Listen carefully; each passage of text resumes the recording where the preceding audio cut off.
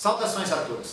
Nessa videoaula iremos explorar as influências que a chamada magia goética, goetia, vulgarmente chamada de magia demoníaca, exerceu ou exerce na magia cerimonial moderna.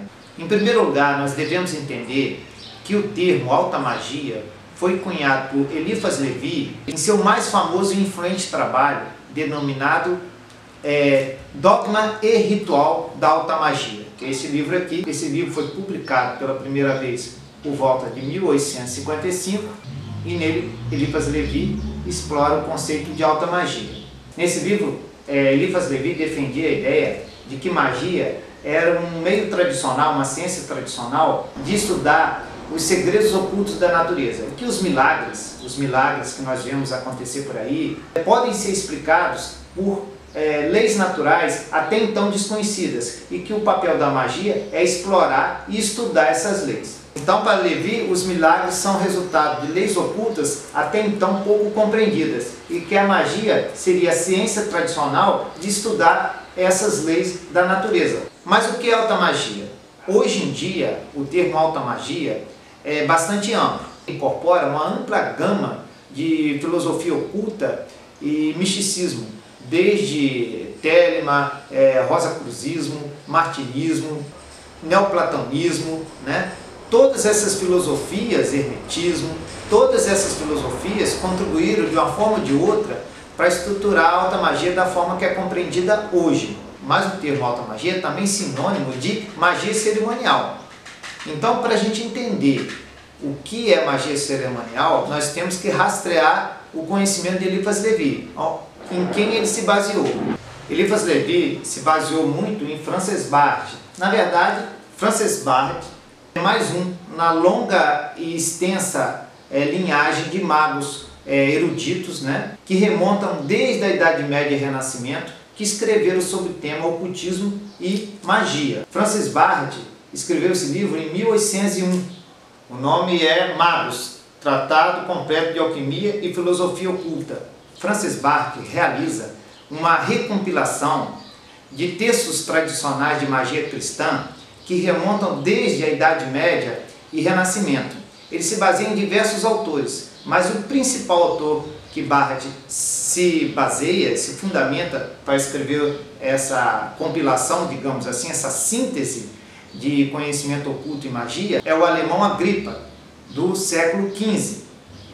É neste livro de Agrippa, de Henrique Cornelius Agrippa, um alemão, né, que nós notamos o termo magia cerimonial pela primeira vez. Agrippa escreveu esse livro mais ou menos em 1533. Foi nele que pela primeira vez surge o termo magia cerimonial, mais tarde renomeada como alta magia por Eliphas Levi. Muito bem.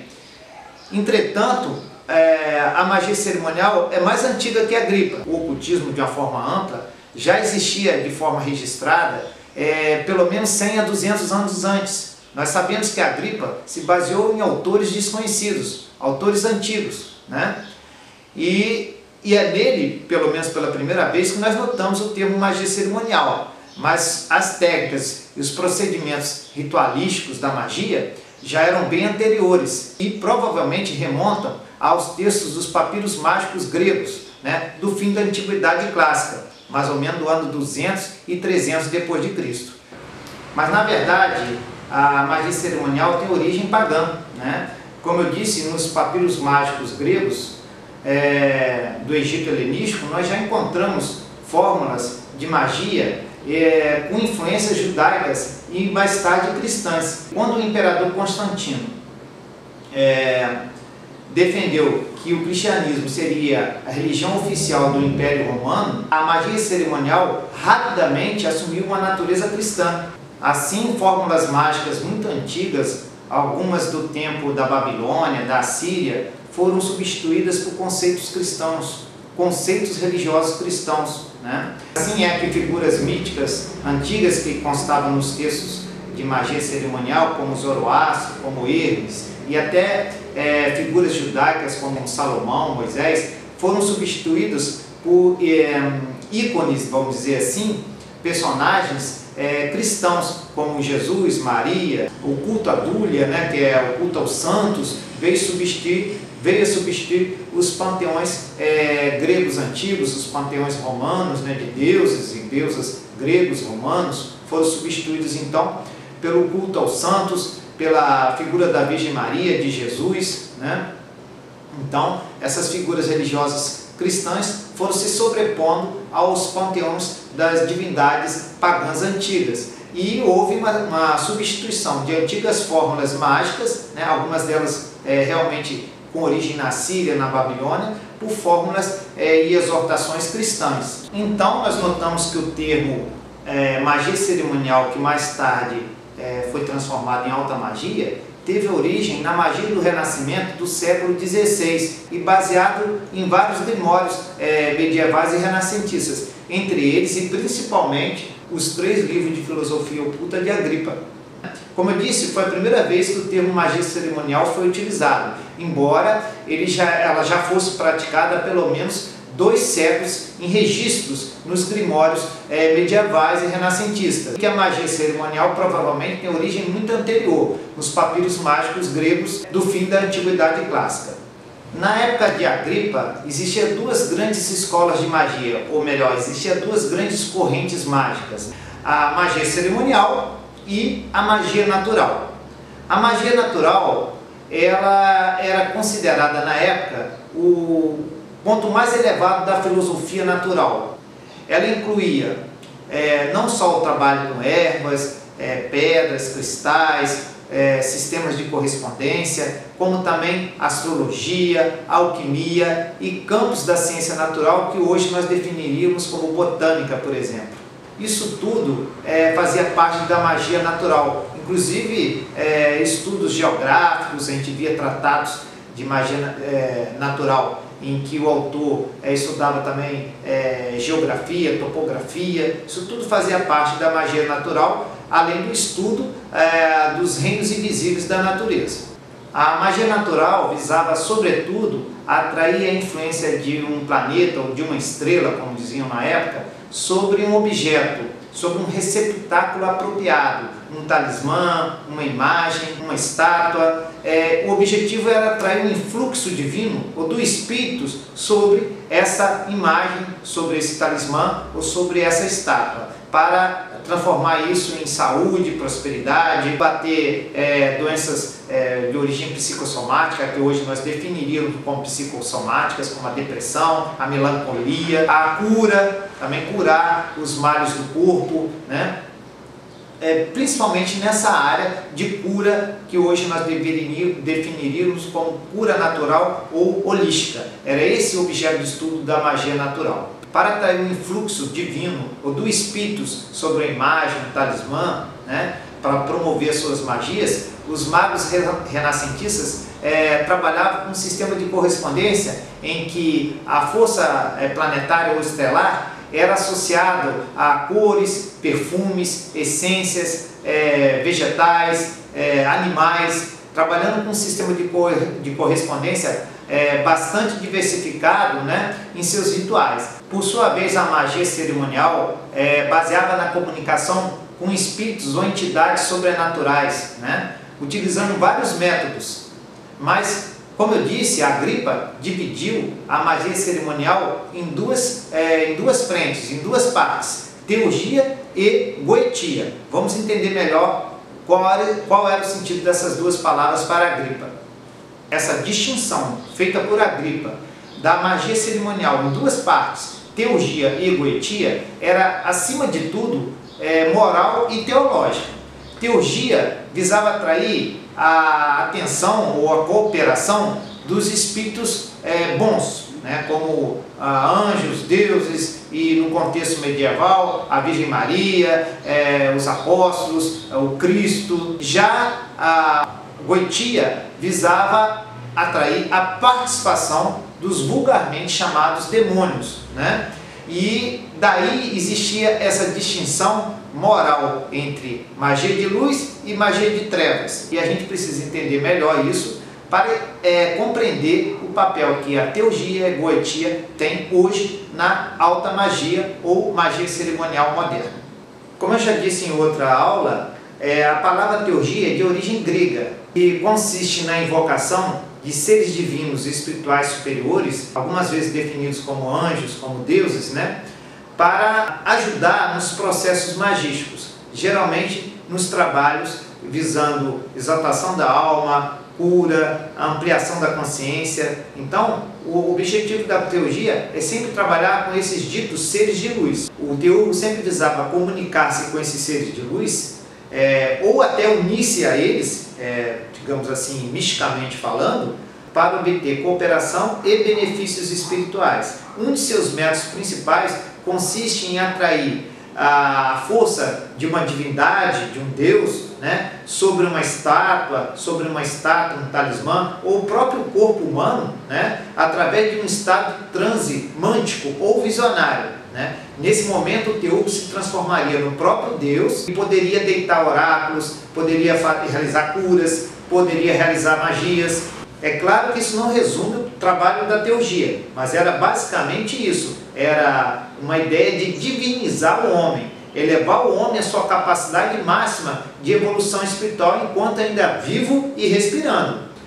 Mas na época de Agripa, o trabalho teúrgico foi simplificado em técnicas e recursos ritualísticos para atrair a ajuda de seres aparentemente bons, como os anjos, e em alguns casos, outras entidades do panteão cristão, como Jesus, Maria, os santos, né? Esse era, na época medieval, o trabalho teúrgico. Por sua vez, a magia goética ou goetia tinha um outro contexto, um outro objetivo.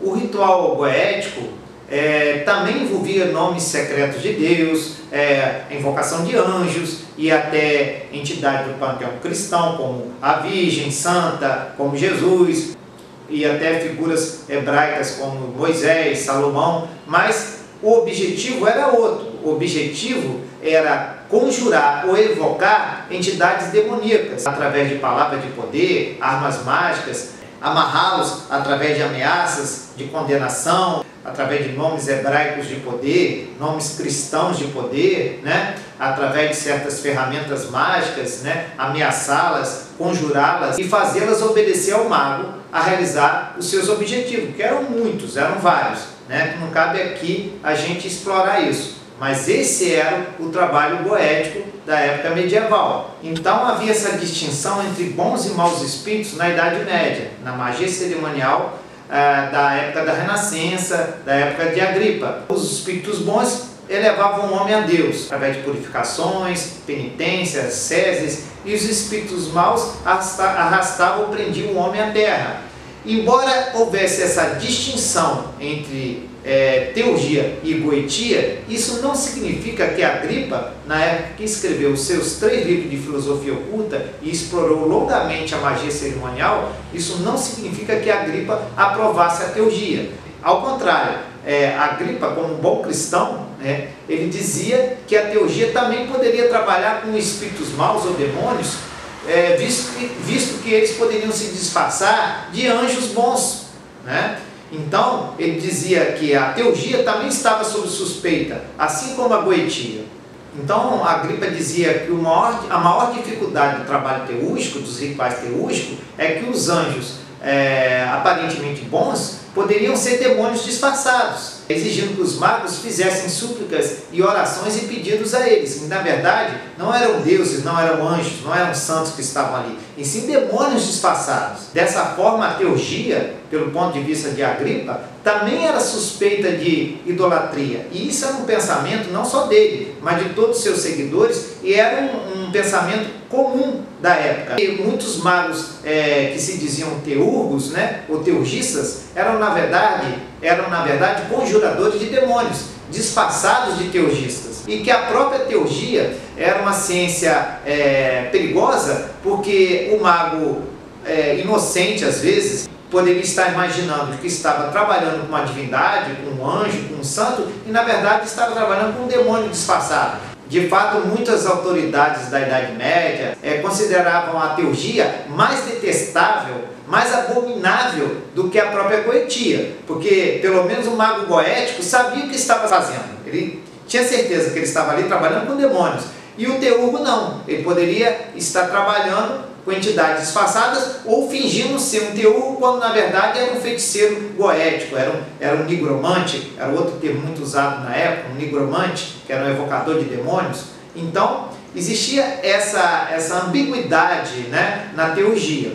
Dessa forma, Agripa condenou tanto a teurgia como a goetia, né? Para quem estuda a Agripa e tudo mais, tem que entender que ele tinha um ponto de vista de uma moral cristã e bastante religiosa, que no final das contas ele condenou como algo superstição, tanto a teurgia como a goetia, né? E em sua totalidade a magia cerimonial, já que ele dividiu a magia cerimonial em teurgia e goetia. Ele rotulou a magia cerimonial como desobediência ímpia a Deus, uma arte de sacrílegos. É interessante que os autores medievais, muitos autores medievais, que escreviam livros sobre magia, estavam muito preocupados, muitos deles, em separar a magia natural da magia cerimonial, também chamada de magia sobrenatural, porque trabalhavam com entidades sobrenaturais, anjos, deuses, né?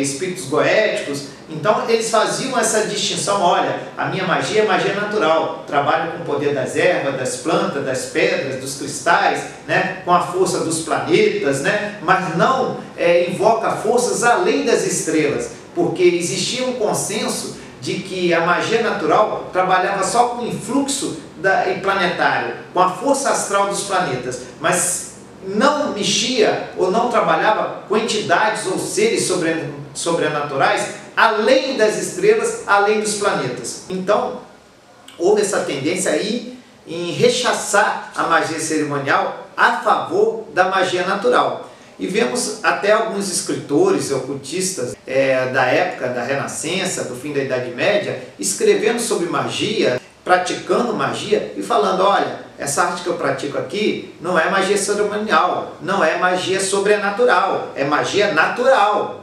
Então eles tinham essa preocupação. Ao identificar então a arte deles com magia natural, eles conseguiam muitas vezes esquivar das garras da Inquisição, das leis eclesiásticas, porque existia essa perseguição. Todas as pessoas que trabalhavam com entidades sobrenaturais, com espíritos, corriam o risco de serem taxados de bruxos, de necromantes, de feiticeiros. Por exemplo, nós temos aqui um relato muito interessante no prefácio do livro Magia Naturalis, do mago napolitano, Jean Baptista Della Porta, que escreveu em 1588 o seguinte: ele observa então que sua obra, embora versasse sobre certos procedimentos que possibilitavam as pessoas realizar coisas extraordinárias, incomuns, né? Ele dizia que tais prodígios não eram realizados com auxílio de poderes sobrenaturais.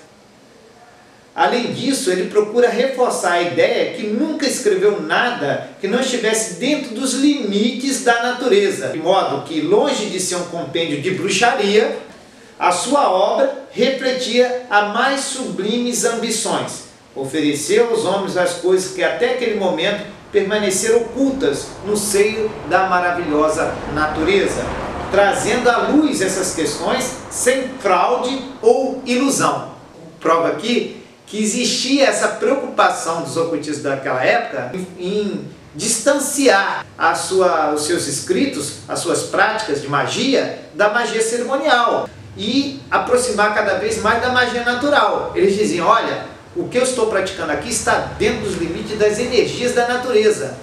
Não aborda forças sobrenaturais, forças que vão além dos planetas, além das estrelas.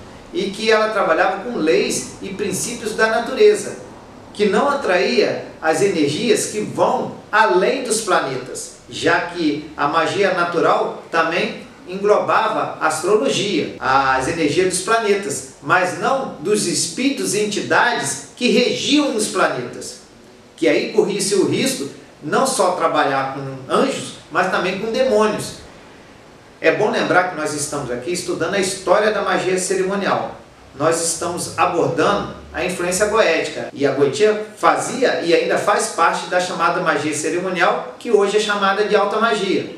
Não existe essa questão de falar: olha, a alta magia é magia de luz, é magia branca, só tem teurgia. Não, a alta magia comporta tanto teurgia como goetia, segundo o próprio Agripa, segundo os praticantes de magia cerimonial antiga. É claro que ela passou por várias mudanças, se acrescentou conhecimentos cabalísticos, conhecimentos de outras áreas, de mitologia grega, egípcia. Isso veio da Golden Dawn para cá, mas o substrato, a base da alta magia continua a mesma durante séculos.